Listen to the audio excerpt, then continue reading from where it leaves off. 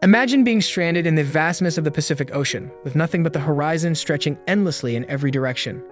This is the true event story of José Salvador Alvarenga, a Salvadoran fisherman whose 438-day survival at sea remains a subject of both admiration and skepticism. As we unravel this tale, we invite you to watch to the end and share your thoughts. Could such an incredible journey truly happen, or is it a narrative that stretches the limits of belief? Alvarenga's adventure began with a storm that left him and his young crewmate Ezequiel Cordoba helplessly adrift. A skepticism starts here. How feasible is it to survive over a year in the open sea? Critics question the likelihood of Alvarenga managing to catch fish and birds with his bare hands, a key element of his survival. The idea of consistently gathering enough rainwater for drinking in such an unpredictable environment also raised doubts, including he so happened to find items passing by his boat to help aid him was also hard to believe. However, there's a plausible side to these survival tactics. Experts suggest that with determination and resourcefulness, such feats could be achievable, especially given Alvarenga's experience as a fisherman. The story gains credibility from these expert insights, suggesting that while difficult, Alvarenga's methods were not impossible. The plot takes a darker turn with the tragic death of Cordoba. Alvarenga recounted how Cordoba became sick after eating a bird that had ingested a poisonous snake, leading to his eventual death. This aspect, while tragic, fits the harsh realities of survival at sea. However, skeptics wondered if there was more to Cordoba's death, with rumors and accusations of cannibalism or an even darker reason for his death casting a shadow over Alvarenga's tale. Cordoba's family grappled with grief and suspicion, contemplating legal action against Alvarenga. Yet no evidence supported these grim suspicions, and Alvarenga maintained his respect for his late companion. Also, medical examinations and testimonies from the residents of the Iban Atoll, where Alvarenga eventually landed, supported his version of events. These findings added credibility to his account, showing a man who had endured extreme conditions.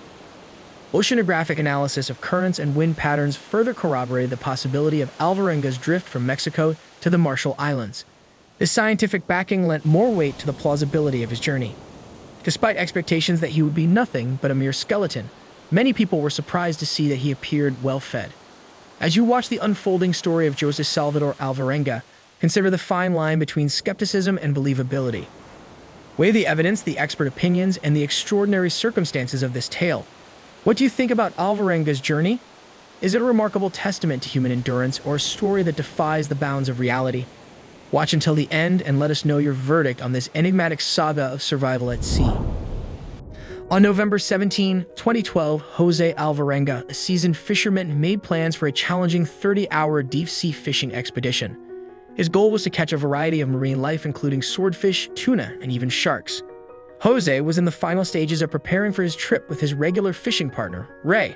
However, Ray unexpectedly informed José that he couldn't join due to a last-minute issue. Disappointed yet determined, José knew he couldn't undertake the trip alone due to the dangers involved. In his search for a replacement, José connected with Ezequiel Cordoba, a 22-year-old fisherman. Ezequiel, inexperienced compared to José's standards, had primarily fished for leisure rather than as a profession. Coming from a family of 5 boys and having lost a brother a year earlier, Ezequiel viewed this trip as a chance to earn significant money to support his family.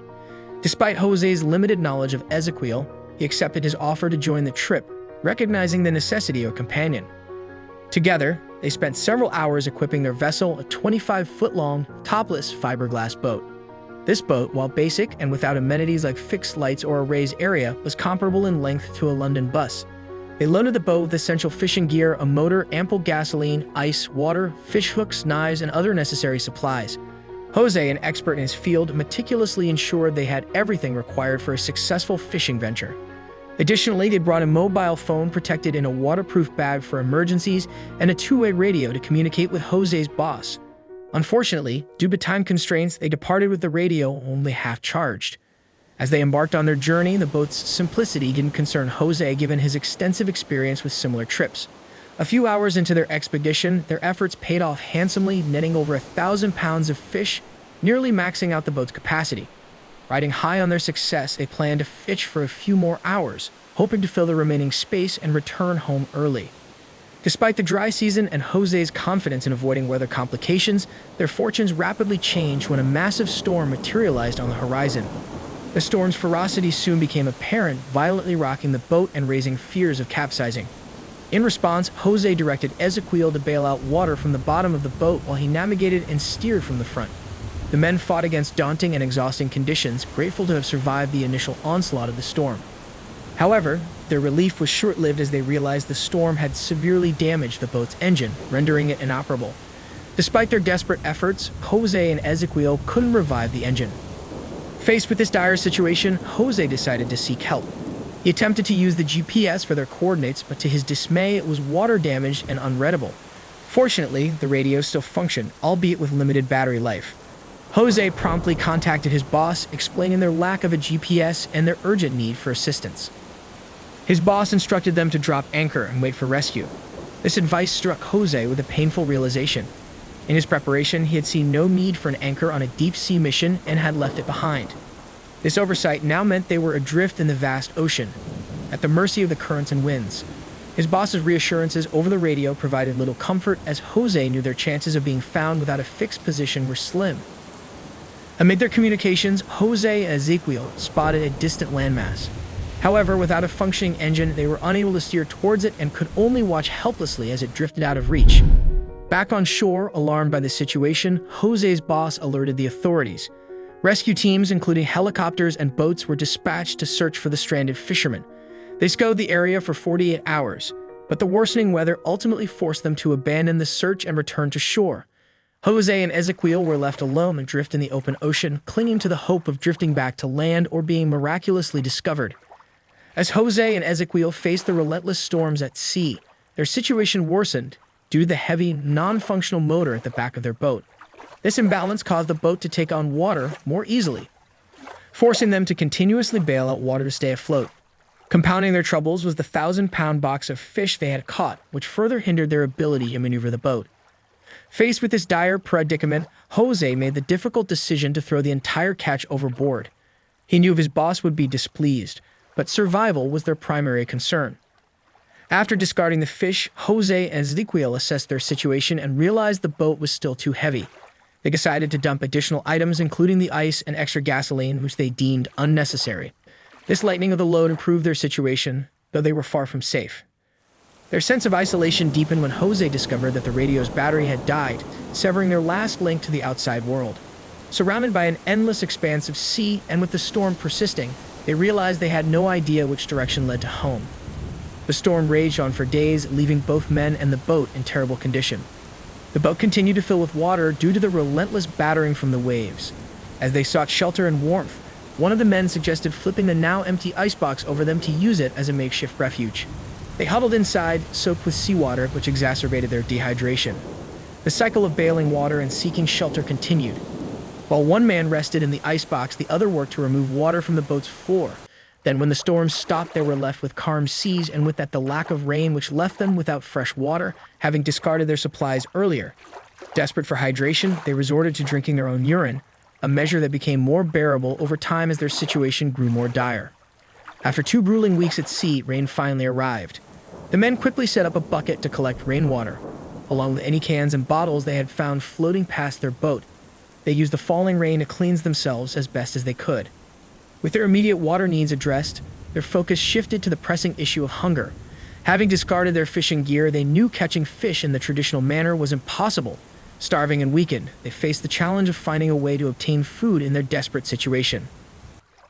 As Jose and Ezequiel continued their struggle for survival at sea, Jose's resourcefulness became a key factor in their ability to find food. He developed a technique for catching fish by positioning himself at the edge of the boat, submerging his arms in the water, and using his hands to trap the fish before digging his nails into them and pulling them on board.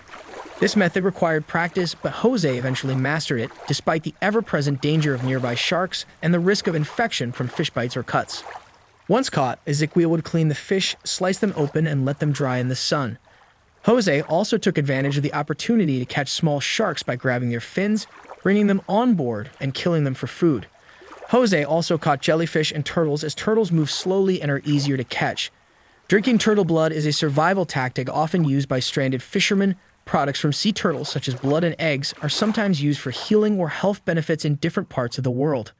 During their long days at sea, a stroke of luck occurred when they spotted a floating plastic bag. Paddling towards it, they discovered it contained vegetables, some of which were moldy but others edible. They also found a piece of gum, which they split and chewed for hours, savoring the taste of something different.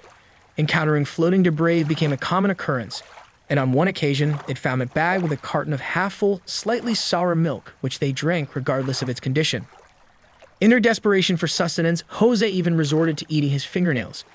As time passed, the two men drifted further out to sea, spending their time fishing, chatting, and singing together.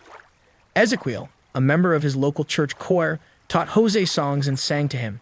While Jose managed to stay relatively stable consuming rainwater, dried fish, and sea turtle blood, Ezequiel's condition worsened. He began losing motivation and the will to continue. Jose made efforts to keep Ezequiel's spirits up.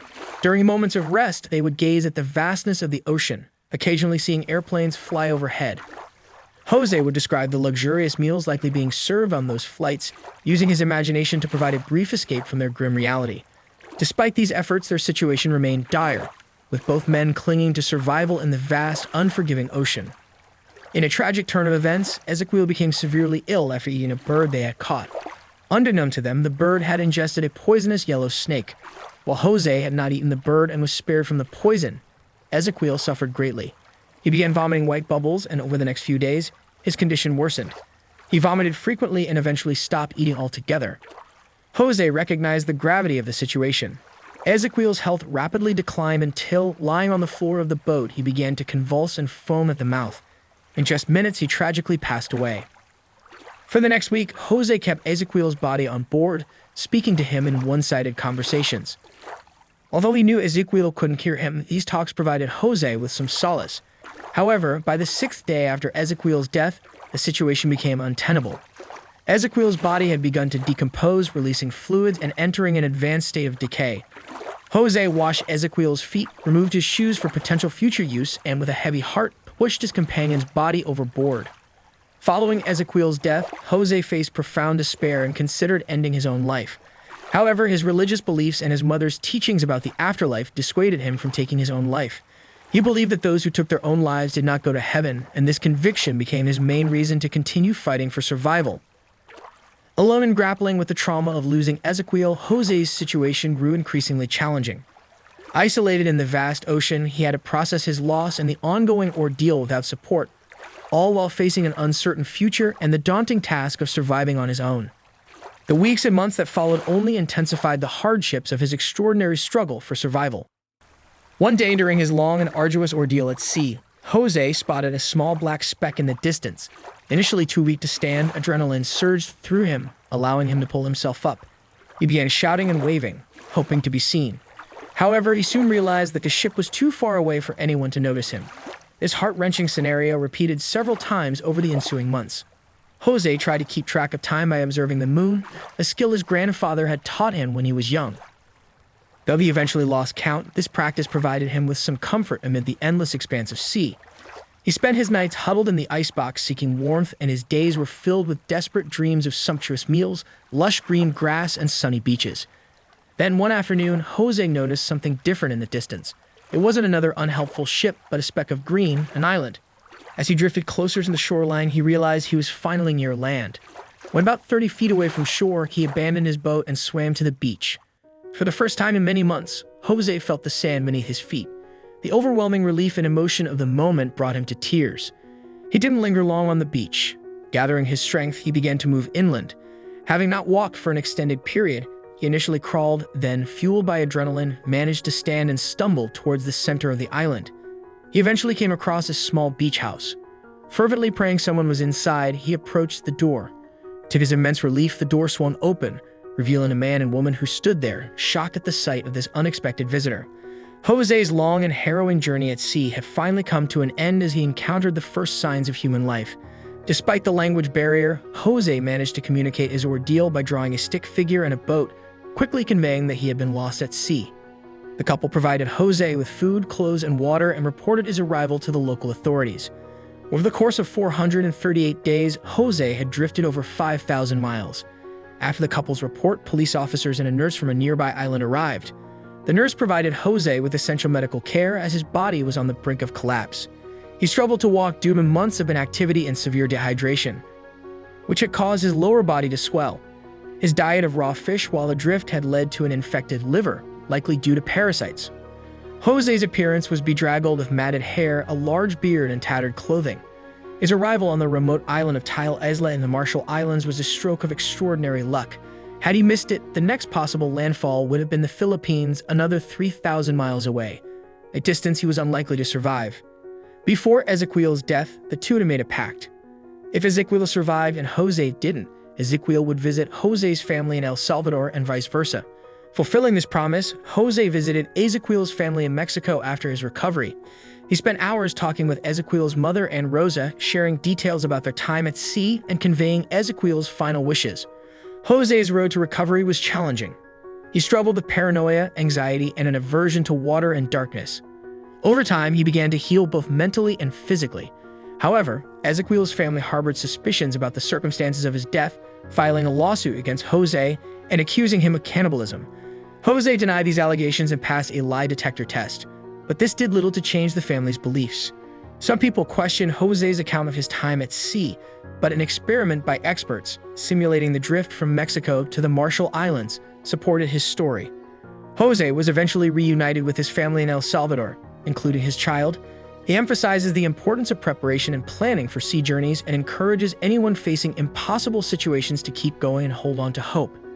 In this video, as mentioned earlier, opinions are divided between skepticism and belief regarding the truthfulness of his story. What are your thoughts? If you found this video valuable, I'm sure you'll enjoy this true story. Please consider subscribing. Until next time, bye for now.